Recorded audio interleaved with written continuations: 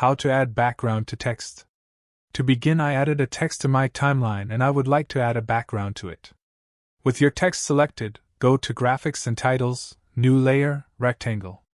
Now a rectangle is added to Program Panel, drag it and resize it so it surrounds your text. Now go to Effect Controls and drag the text above your shape. Then expand the shape and change its fill color to a color you want. Also, you can change its opacity. Now let's undo all the changes and consider another way. Click anywhere empty in your timeline so no layer be selected.